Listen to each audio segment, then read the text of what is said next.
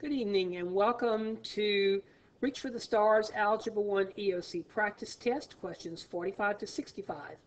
Once again, thank you for joining us and thank you for continuing to work so hard on your Algebra 1 EOC. School is almost over. Keep working hard. Stay encouraged because summer is almost here. I'd also like to give a special shout out to the Miami-Dade school system. They're the ones who created this practice test and were nice enough to make it available to everyone on the internet. Let's start with question 45. We know here that we are multiplying like bases. The rule is that we add the exponents. Okay, so we get x to the 8th. We need to see which of these matches that. Well, that's x to the 7th. That's x to the 8th. That's x to the 10th. X to the 12th. So it's that one. Next question. Okay, they want us to solve this equation and they want to know which of these is true. So let's go ahead and just start distributing. 4 times 2 is 8. 4 times negative 5x is negative 20x. Is equal to 6. Negative 3 times 1 is negative 3. Plus 9x. Before I go any further, I want to point out something right here. Sometimes people make a mistake and they do 6 minus 3 first. And they multiply this expression by positive 3. But we know order of operations, you have a multiply here and a subtract here. And we know from order of operations that the multiply comes first. That's why we had to multiply negative 3 and negative 3x first. Now we can simplify this side. 6 minus 3 is positive 3 plus 9x. We know our next step is to get all of our variables on one side, all our numbers on the other. So we can subtract 9x from both sides. That gives us 8 minus 29x is equal to 3. Our next step would be to put the numbers over on this right-hand side, so we'll subtract 8. That gives us negative 29x equal to negative 5. And I don't see that choice there, but what I do see is one that's very close. If we multiply both sides by negative 1, we're still keeping that equation in balance. Negative 1 times negative 29x is positive 29x. Negative 5 times negative 1 is positive 5. So that was our answer right there. We can stop at that point. If you wanted to go further, you could divide by 29 and you could x equal 5 over 29, but they didn't ask us to do that. Okay, this one, the total cost, okay, is given by this, and they tell us the total cost was $360. For how many days? Well, the total cost is f of d. Sometimes people think that means f times d, but remember this is a function where d is the independent variable. And so it means the dependent variable. But that means not f times d, it just means, okay, the 360, which is the dependent variable, because it depends on the number of days that you rent the boat. Okay, so they want to know how many days this was, so what I have to do is solve it for d. Let's start by subtracting 120 from both sides. That'll give you 240 equal to 60d. Divide both sides by 60. So they rented that boat for 4 days. Okay, this one they don't give us the function. We're going to have to make our own function. The cost to rent the crane is $750 per day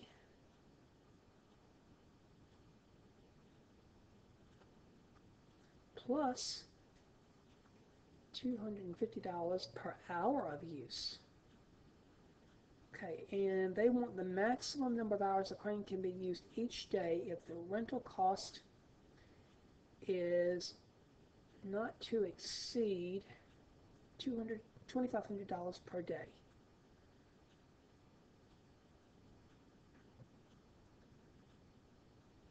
Okay, I'm thinking that probably they mean they want this.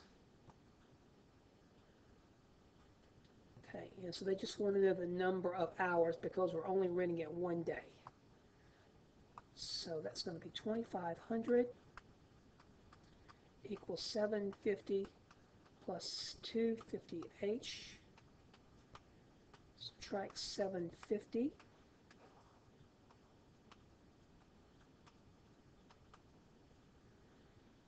And subtracting.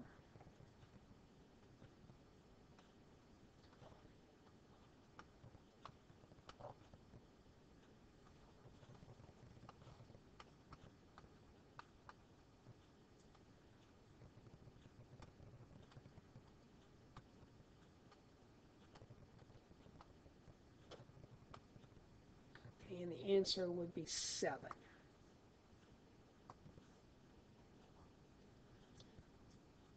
So that'd be 7 hours. Okay, we're solving this equation, and they want to know exactly what happens with the errors and the mistakes. Let me change the size a little bit so we can all see it. Okay, so this is what Mike did. He started distributing. That's 8 times n. Oh, look here. Look, 8 times 20 is 160, not 20. What did he do? He forgot to distribute that 8, didn't he? He made that mistake in step 1, and the rest of it's not going to be correct. It's always important when you distribute, make sure you distribute the number to everything in that parentheses. Okay, they want the y-intercept of this graph here. There's 2 ways that you can do this. One way is just go ahead and subtract 4x from both sides.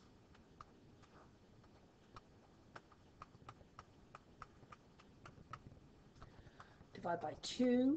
That gives you y equal negative 2x plus 6. So the y-intercept is 6. The rate of change is negative 2. Another thing that you could do, we know at the y-intercept, x is always equal to 0. 4 times 0 is 0. 0 plus 2y is 2y. Divide by 2, and you get y is 6. So when x is 0, y is 6. Either way, you get 6 for the answer. Which graph best represents this? Okay, we have a y-intercept negative 2. That one's got a negative 2. That one's got negative 2 for a y-intercept. Ooh, that one's got positive 2 for a y-intercept. So it can't be those two. So it's either going to be A or C. And let's check the rate of change.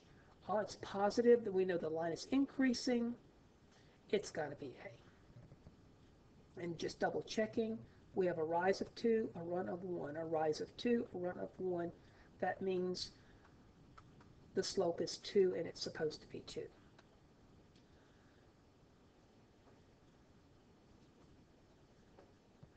Okay, every time, okay, he does this, the sound increases 4 decibels. Okay, that's a rate of change. And look, every one of them does have a rate of change of 4. Okay, and you notice after 3 times, okay, the sound measured 34 decibels. Okay, which of the following best represents the sound and the loudness? Okay, first of all,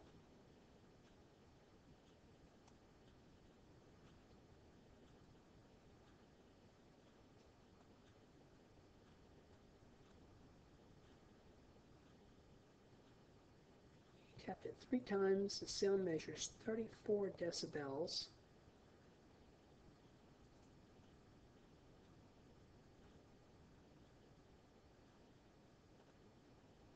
So it represents a move of the 1, so 3, 34. So we're looking for the y-intercept. So we know that y equal mx plus b, except this time That's going to be our y's, and this is going to be x's. We know that the rate of change is 4. We're going to plug in the point they give us.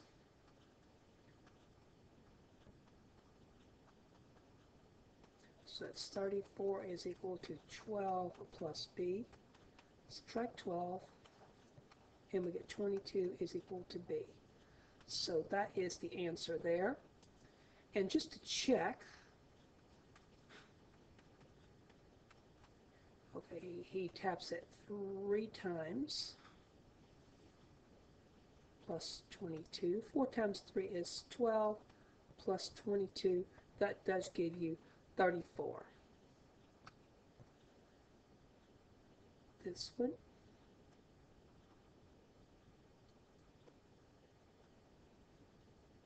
They want the line of best fit. Okay, delete this. Okay, so I'm going to just draw very quickly.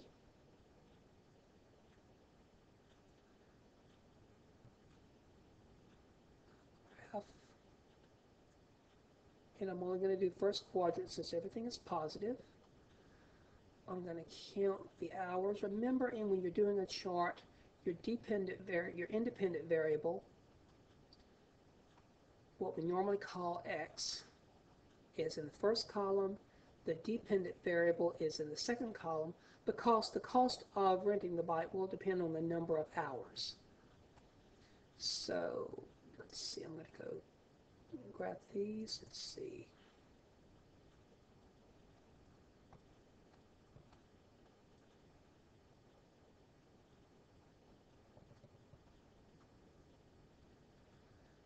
And here I'm going to count by 15s.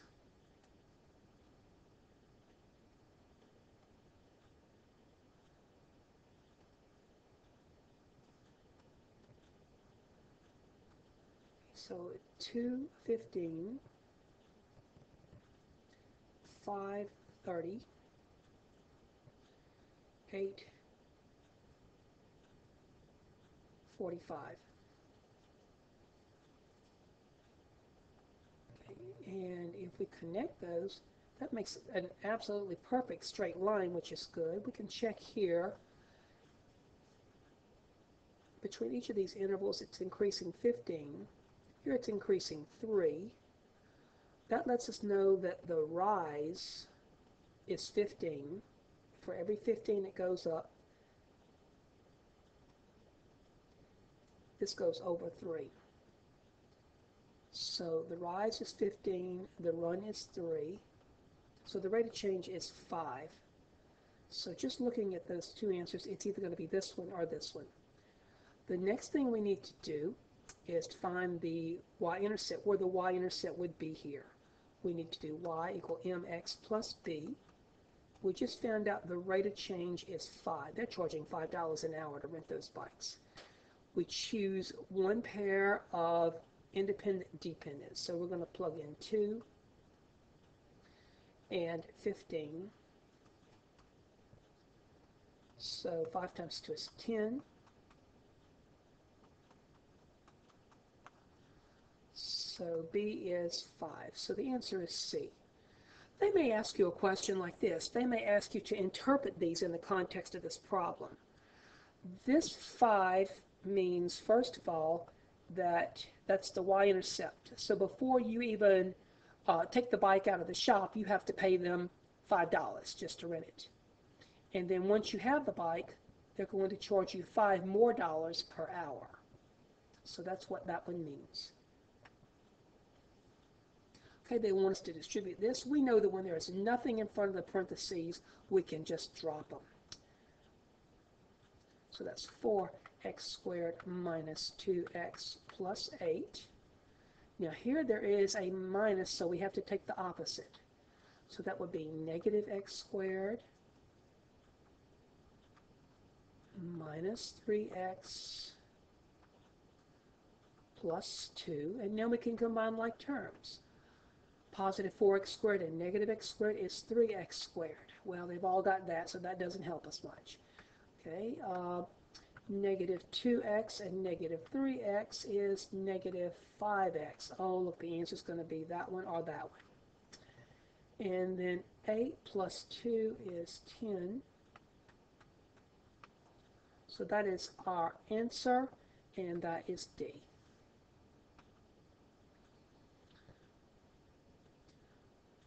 Okay, these two lines, okay, we want to know what is true about them. Okay, let's start by seeing if they have the same y-intercept. One of the things that we can do is solve this one for y, so we're going to subtract 6x. That gives you 5y equal negative 6x plus 3. Divide by 5, and we have to divide each of these by 5, so it'll be negative 6/5 x plus 3/5.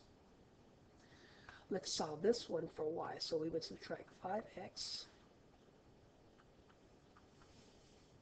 So that gives us negative 6y equal negative 5x. Divide both sides by negative 6. That gives us y is equal to positive 5/6x. The y-intercept is not given, so it's understood to be 0. So they do not have the same y-intercept. The y-intercept there was 3/5. The y-intercept on that one is 0. They're not parallel because we know parallel lines have the same slope. That's the slope of that line. That's the slope of that line. I look at this one here. Look, they are perpendicular. We know that two lines are perpendicular when the slopes are opposite reciprocals. That one's negative, that one's positive. They're opposite, and they're reciprocals. 6/5 is the opposite of 5/6. So your answer is D. The sum of two binomials of that. If one of the binomials is this one, what's the other one? Well, if the sum is 5x squared minus 6x, and that's one of them, we can subtract it from the sum, and that'll tell us the one we're looking for. So we got 5x squared minus 6x. Notice that I put this in parentheses. The reason why I did that is because I wanted to subtract that whole binomial from the sum. If I had not put those parentheses there, we'd only be subtracting negative 3x squared, but we want to subtract the whole show.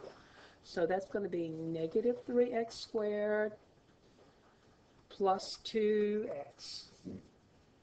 And so that's going to give us 2x squared minus 4x. And that is our answer A. Okay, they have this line. They want to know the x-intercept. One of the things that we're going to need to do probably is go ahead and find the equation of this line, and then we can find the x-intercept once we know the equation of that line. And it's hard for me to see what the y-intercept is. I can tell the slope, though. Pretty easy. We go, the rise is negative 3. The run is positive 2. So this line has a slope of negative 3/2. So I know the line is going to be negative 3/2 x plus something. I need to know what this y-intercept is. The next thing we can do is to plug in either this point or this point to find out what the y-intercept is. These numbers look a little smaller, so I'm going to go with this one. I'll plug in 5 for y. Negative 3/2 times 1 plus b is what we're looking for. That gives us 5. Let's see, negative 3/2 is the same thing as negative 1.5 plus b. Let's add 1.5, and we get b is 6.5. So the equation of that line is negative 3/2 x plus 6.5. That makes all kinds of sense to me. First of all, the line is decreasing, negative slope. Negative 3/2 is the slope. This is true. And look, you can even count 1, 2, 3, 4, 5, 6.5. That is the y-intercept. But they want the x-intercept. They want to know that coordinate right there. We know we have to do one more step. We know that at the x-intercept,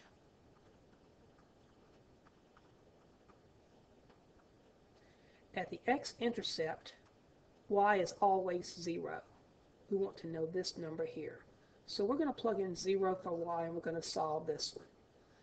So I'm going to go back to decimals, I think. Negative 1.5x plus 6.5. To solve for x, we subtract 6.5. Negative 6.5 is equal to negative 1.5x. Divide by negative 1.5. So x is equal to this on my calculator. I've got negative 6.5 divided by negative 1.5. And the answer is 4.3 repeating. They probably would say something like 4 1/3. And I'm going to erase this real quick. So this we're saying is 4 1/3, 0. I'm going to erase what I drew just to check. So let's see, this would be 1, 2, 3, 4, and a little bit more, and that's 4 1/3. All right, they want us to solve this formula for A.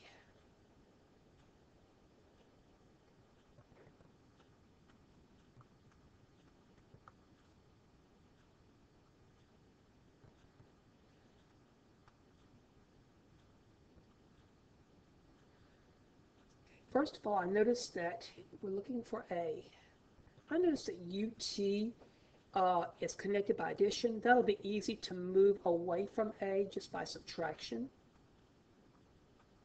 because I want to move everything that's not A away from this side. So it's S minus UT is equal to 1/2 AT squared. And I'm looking for A.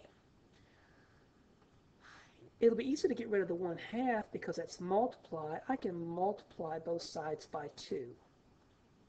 But when I multiply this side by 2, I need to put these parentheses and make sure that I multiply the 2 times the S minus the 2 times the UT. That has to be distributed to both of them to multiply that side.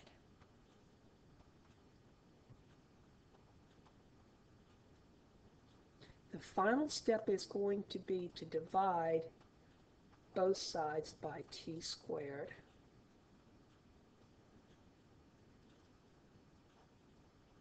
So we're going to get A is equal to 2s minus 2ut over t squared, which is choice A. Number 60. We want to find a line with y-intercept 3.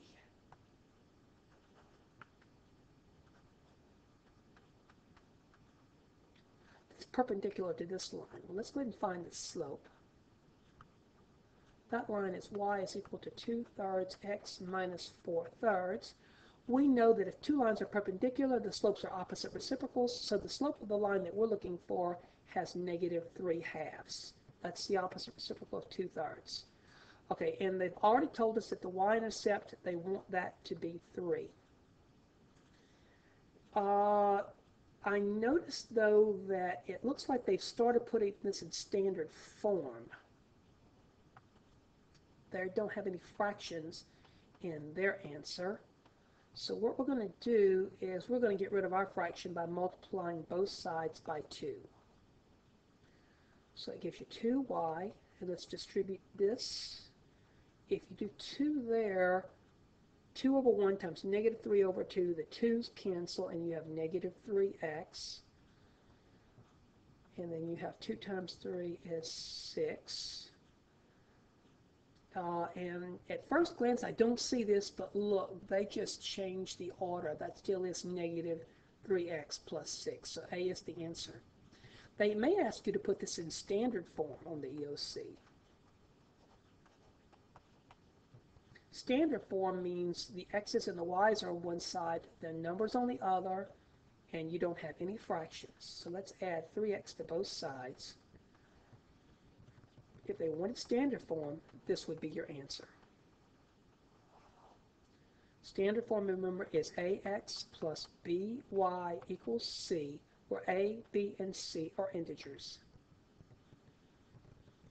Okay, they're selling watermelons for $4 each, plus an additional 25 cents per pound. And they want us to write a function. Anytime on the EOC they say write a function, okay, at least do f of x so that they'll know that, yes, we're dealing with a function here. They're $4 plus an additional 25 cents per pound, so that's your rate of change right there. And here is our answer. There's the $4 they pay plus the additional 25 cents per pound. So B would be the choice. This does not mean f times 2. It means to plug 2 in for x. In other words, we call this f of 2. That's the way you would say it. That means everywhere you see an x, you plug in 2 and evaluate it. So on this side now we have 2 squared, which is 4. So you have 3 minus 4. 3 minus 2 is 1 on the bottom. 3 minus 4 is negative 1, divided by positive 1. So negative 1 would be the answer. They want us to solve this inequality. So we'll add 7 to both sides. Divide by 2. Since we're dividing by positive, we don't need to flip the inequality around. So that is our answer. We only flip the sign around when we're dividing or multiplying by a negative number. They're giving us this question here.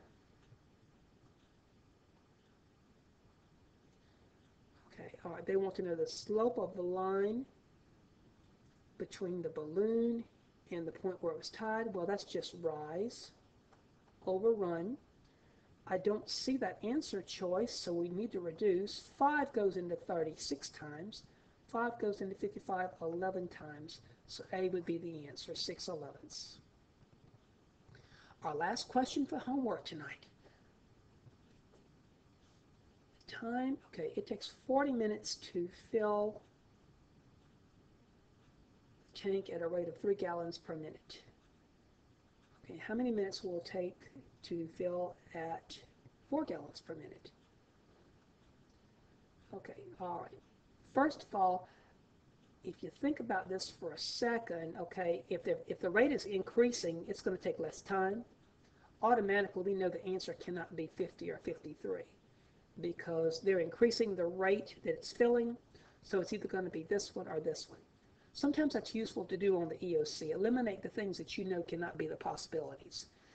Let's think of this as an ordered pair. Okay, the time here depends on the rate. Okay, so you got 3 gallons per minute, and it takes 40 minutes. 4 gallons per minute, and we're looking for the answer in the. Okay, and this, okay, is an example of an inverse variation. Okay, as the time increases,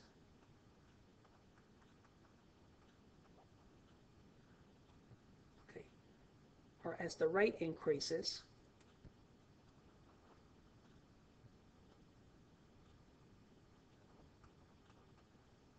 the amount of time decreases. This is an inverse variation.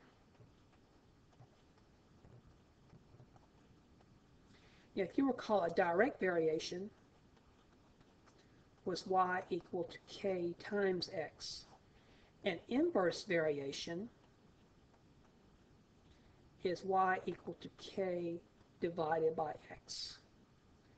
So we're given a complete pair here. Let's use it. So y is 40 is equal to k divided by 3. Let's solve for k by cross multiplying. So 1 times k is k, and that's equal to 120. So the equation for the variation is y equal to 120 over x. Now we can find our answer. We do 120 divided by 4, and the answer is 30. This concludes our homework for tonight. Thank you so much for working so hard on your EOC. Continue working hard. Our summer vacation is almost here.